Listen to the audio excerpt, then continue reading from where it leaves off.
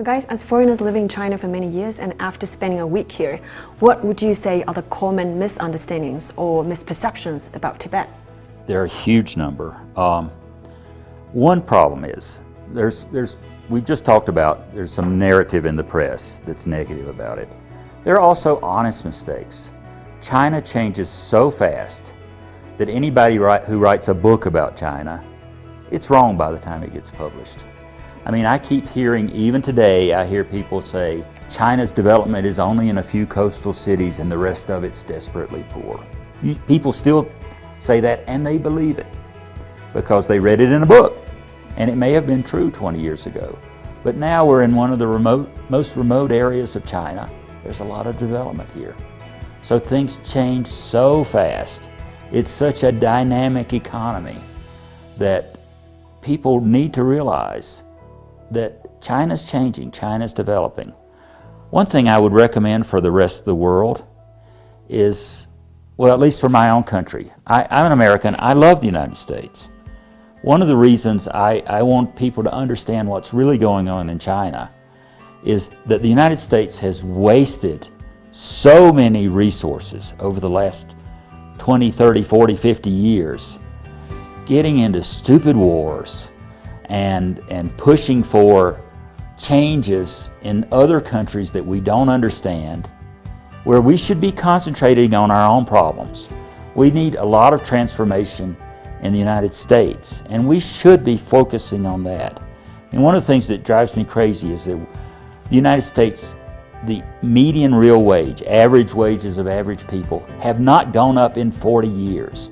You've had a massive transformation of wealth going from labor to capital over the last 40 years. We need to concentrate on fixing that, rather than trying to somehow fix China or fix Myanmar or fix any place in the world.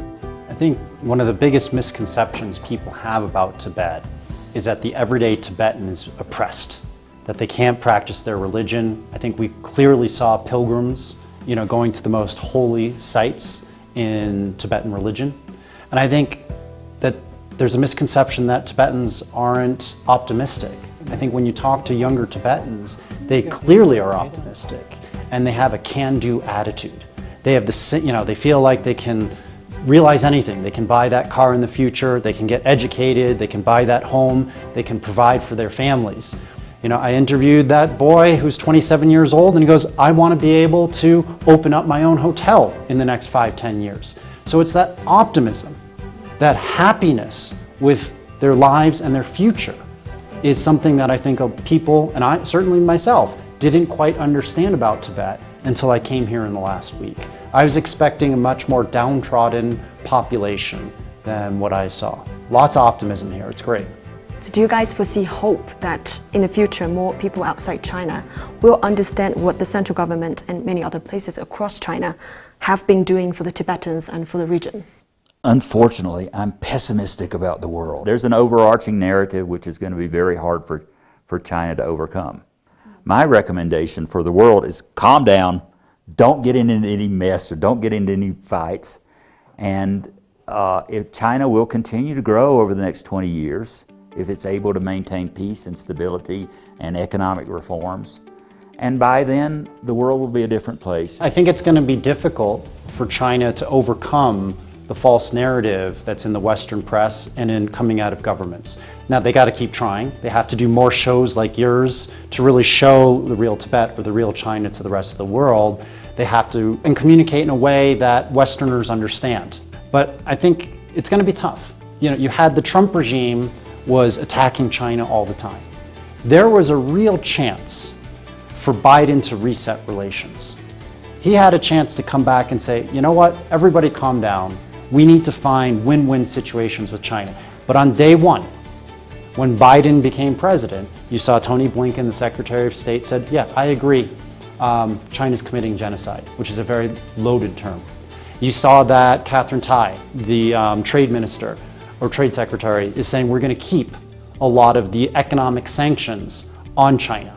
You've seen that Huawei and a lot of the top tech companies in China are still being hampered and really hurt by the United States and their sanctions. We had an opportunity under Biden, and he's really disappointed me, to reset relations. But now you've got a Trump regime and maybe a Biden regime. Republicans and Democrats alike are going to have 8 years, minimum, where they're going to scapegoat China for all of America's ills. And when you have that combined with the Western media creating a false narrative, it's very hard to all of a sudden turn around if you're a political leader in the US and say, we need to have good relations with China. More important is I think people really don't know what life is like in China. This is a hard thing to convey to people around the world. But when I first came here, I didn't really know what it was like. I think life in China is very nice, and people have good lives here. And just conveying that, what normal life is like, is something that people in the West do not understand. And shows like yours and others, it's important for people to get a view of how nice life can be and how optimistic people might be and how the young people, very energetic young people, many of them. And there are a lot of people who are very admirable, poor people building businesses, changing their lives. This is an admirable lifestyle. And I don't think people in the West have any understanding of that. Now, it's going to be very hard to convey that because I've lived here for 5 years.